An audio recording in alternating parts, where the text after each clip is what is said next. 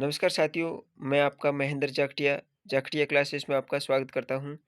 आज से हम परिवर्तित राजस्थान का भूगोल लेके आए हैं, जिसके अंदर आने वाले कॉम्पिटिटिव एग्जाम के अंदर राजस्थान से संबंधित जो भूगोलीय व्यवस्था से संबंधित जो क्वेश्चन आता है, कंटेंट आता है, उसको मैं इन्हीं क्लासों के माध्यम से क्लास वाइज बढ़िया अच्छी तरीके से नए कंटेंट के साथ में, नए तथ्यों के साथ में 50 जिलों के वर्गीकरण के अनुसार ही लेके आया हूँ। तो शुरुआत करते हैं हम आज से राजस्थान के भूगोल की, नए तथ्यों के साथ, नए जिलों के साथ। तो ये हमारी प्रथम क्लास रहेगी, जिसके अंदर आप अनेक तथ्यों को बढ़िया तरीके से वर्गीकृत आंकड़ों के आधार पर पढ़ेंगे। तो आशा करता हूँ इस ये क्लास आपको पसंद आएगी। अगर क्लास ये अच्छी तरीके से समझ में आए, तो आप कमेंट्स के माध्यम से प्रोत्साहित कर सकते हैं इस क्लास को। आज का आपका यूट्यूब चैनल है और जाखड़िया क्लासेस, जिसके अंदर आपको इस तरह की कंटेंट मिलेगी। तो पढ़ते हैं हम राजस्थान का भूगोल बिल्कुल नए तरीके से। राजस्थान का भौगोलिक वर्गीकरण में सबसे पहला आता है क्षेत्रफल। राजस्थान का क्षेत्रफल विश्व के क्षेत्रफल का 0.25% है।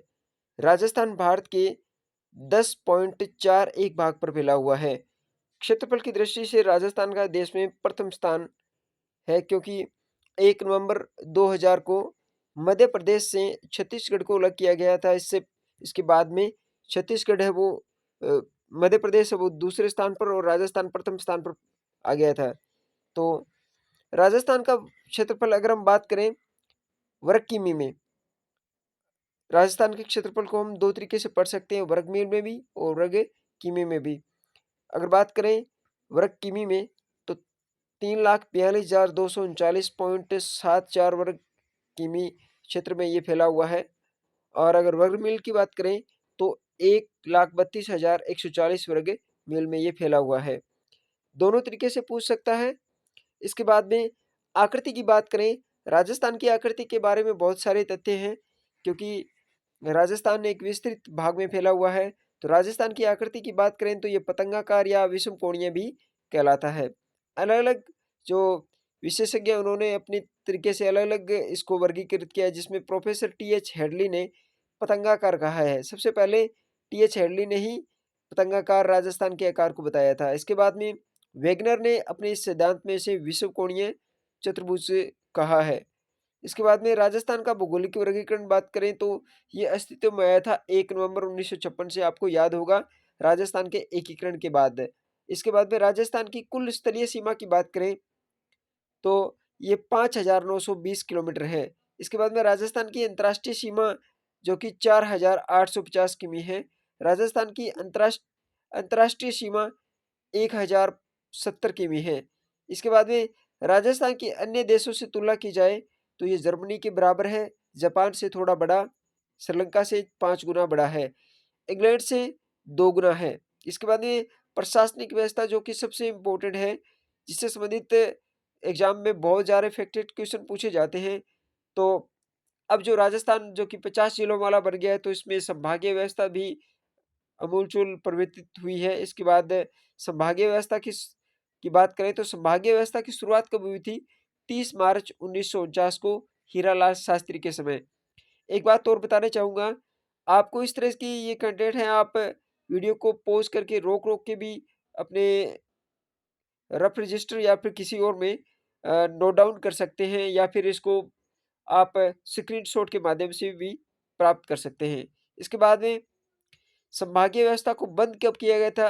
अप्रैल 1962 को मोहनलाल सुखाड़िया के समय।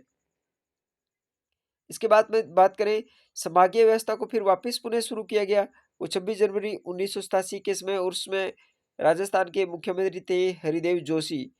तो संभागीय व्यवस्था की शुरुआत हुई थी 30 मार्च 1949 को हीरालाल शास्त्री के समय। संभागीय व्यवस्था को बंद किया गया था बीच में अप्रैल 1962 को, वो मोहनलाल सुखाड़िया उस समय राजस्थान के मुख्यमंत्री थे।